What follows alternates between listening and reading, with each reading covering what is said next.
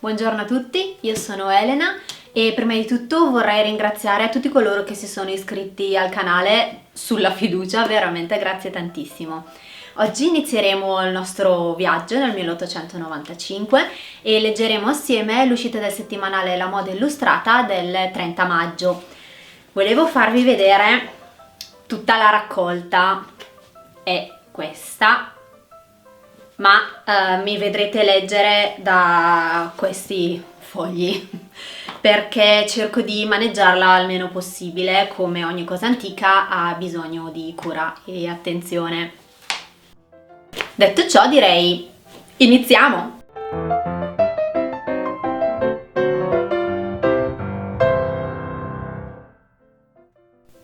Corriere della Moda. Vorrei che le mie lettrici si convincessero di una cosa, e cioè che l'eleganza non consiste appunto nella ricchezza e fattura dell'abito, ma risulta da una armonia perfetta di tutte le parti, di tutti i dettagli della toeletta, della concordanza intima assoluta dell'abbigliamento che portiamo con l'ora, con l'ambiente, con la circostanza in cui siamo chiamati a comparire, a figurare, a sostenere una parte. In tal signora, perché il suo abito è fatto di una stoffa costosa, coperto di merletti di valore, costellato di bijou splendidi, si immagina di avere raggiunto il non plus ultra dell'eleganza, mentre ne è lontana 1000 miglia. La talaltra, al contrario, vestita di un semplice abito di lana, ne è la realizzazione completa e perfetta. La vera eleganza, infatti, è essenzialmente discreta. Essa cerca ciò che è di distinzione nell'abbigliamento, ripudiando con cura le esagerazioni chiassose e, soprattutto, evitando la nota falsa, indizio rivelatore che tradisce l'ignoranza degli usi mondani, la mancanza di buon gusto e di tutto.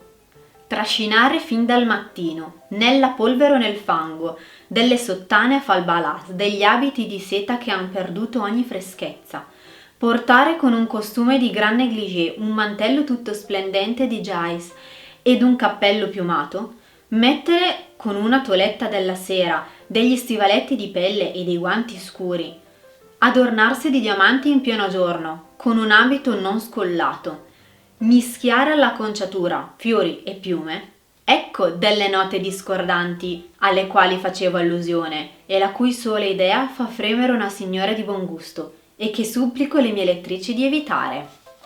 Ora analizziamo questo paragrafo un attimino. Trascinare fin dal mattino nella polvere o nel fango delle sottane di falbalas. Prima di tutto, con sottane non si riferisce a gonne, ma alle sottogonne, perché le gonne vengono chiamate jupe dal francese. Quindi le sottane di falbalà sono delle sottogonne con molte balze, ma intende di non metterle troppo lunghe, quindi non trascinarle nel fango e nella sporcizia. Giustamente ci verrebbe da dire, ma portare con un costume di gran négligé, un mantello tutto splendente di Jais e un cappello piumato.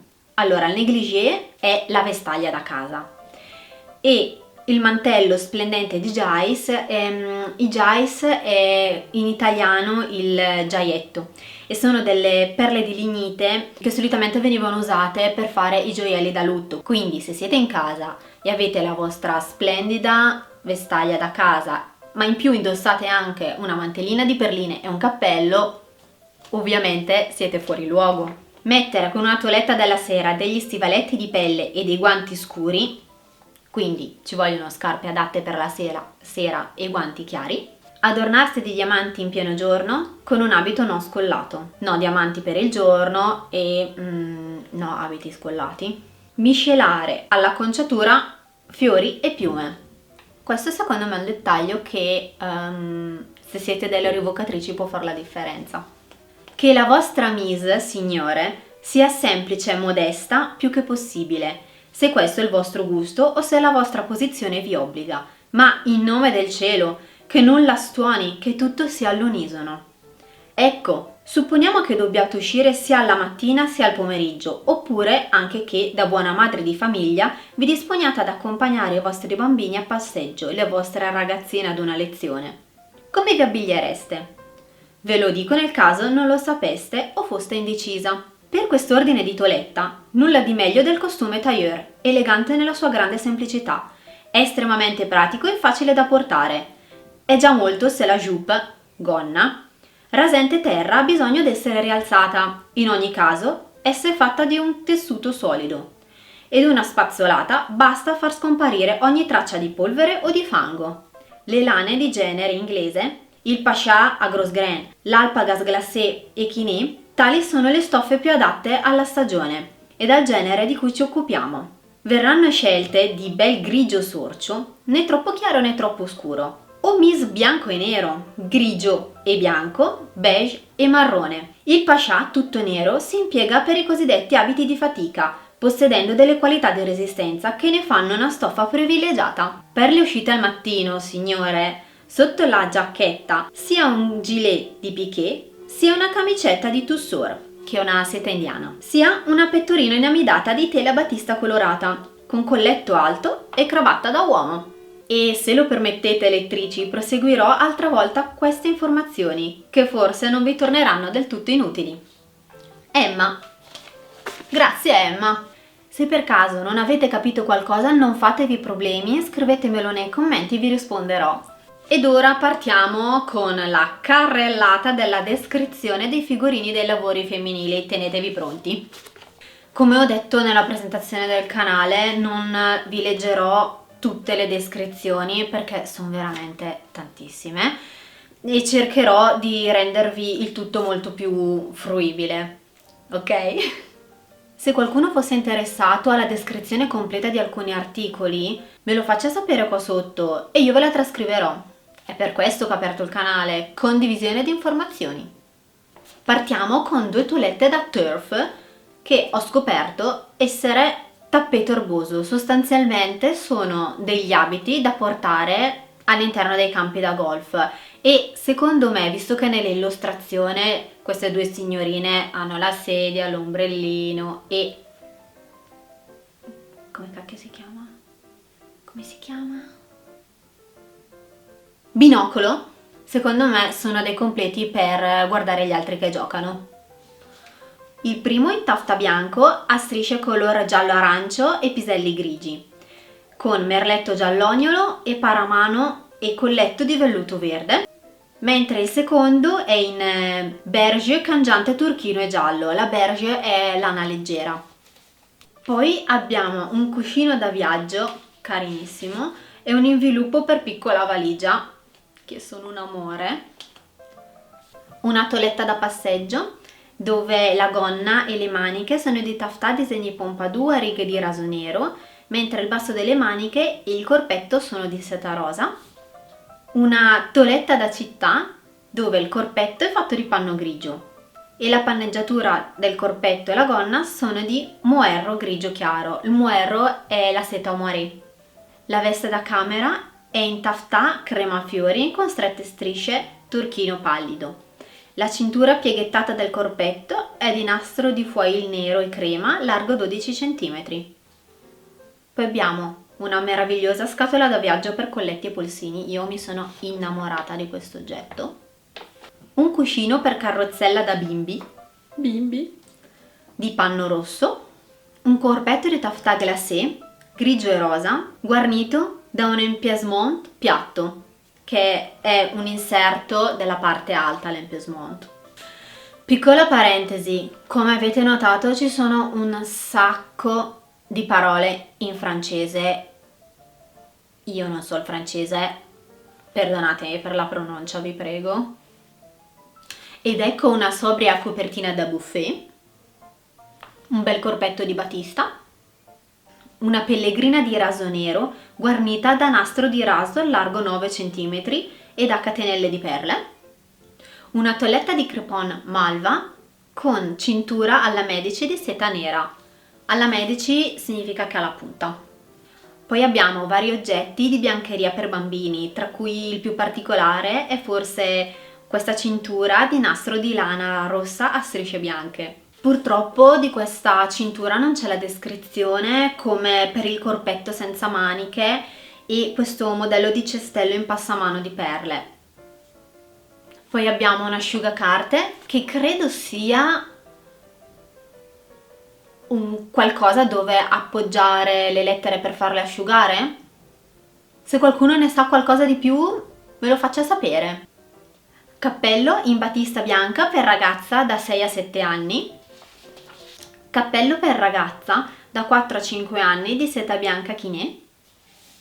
Poi abbiamo questi 3 bei parasoli, di cui il primo in raso turchino scuro foderato di seta rosa, il secondo in moerro nero ed adorno di tramezzo di merletto crema, ed il terzo è coperto di seta greggia e guarnito di volante pieghettato di garza di seta dello stesso colore, ornato di stretti nastri di seta bianca. Però non ci è dato sapere il colore, sarà a piacimento. Ed ecco il paniere citato nella presentazione del canale, fatto in vimini e guarnito da lane di diverso colore. Poi abbiamo un cestello con ricami, sempre in vimini, con il coperchio doppio, rivestito da 2 pezzi di raso ricamato in sete di diversi colori. Un abito da viaggio in serge grigio turchina, la serge è praticamente la saglia, un mantello da viaggio fatto in lana inglese a quadretti e un abito da viaggio con corpetto faldine fatto di panno beige in parte liscio e in parte traforato. Su questo corpetto da low tennis o da campagna voglio soffermarmi un attimo perché secondo me c'è qualcosa di molto interessante. È fatto di tessuto low tennis a righe bianche e rosse ed è guarnito da un volante a pieghe e da una cintura fatta con quadrato di seta avente la lunghezza di 70 cm per lato. Attenzione! Si dispone il quadrato a triangolo, lo si mette sul corpetto in modo che i 2 angoli posti l'uno sull'altro formino una punta davanti e si passano di dietro le 2 estremità in una fibbia.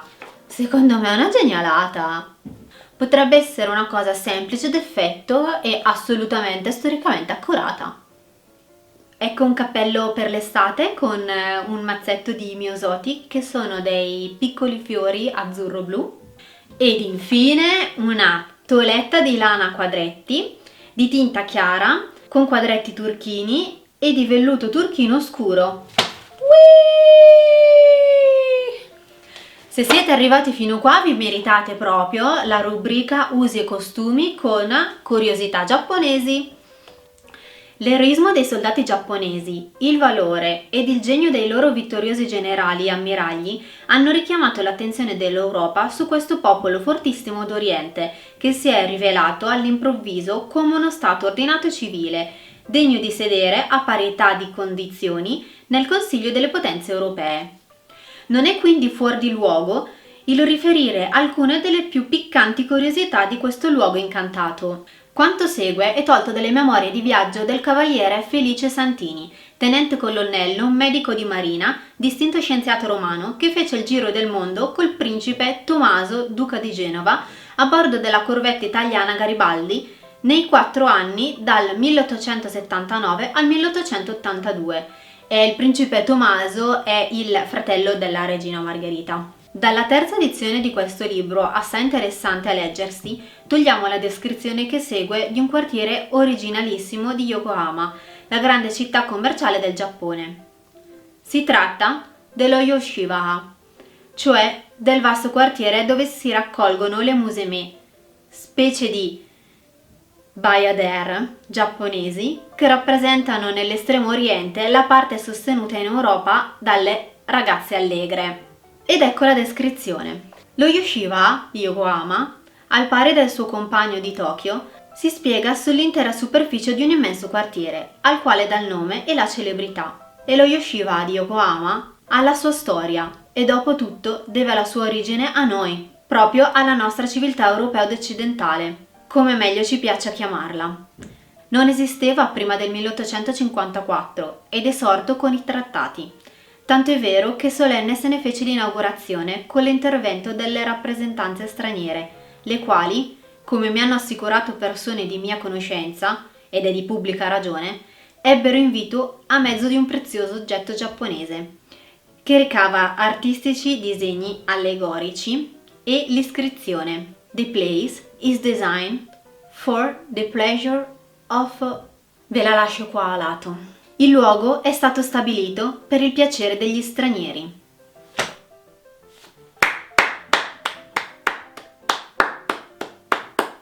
Bravi!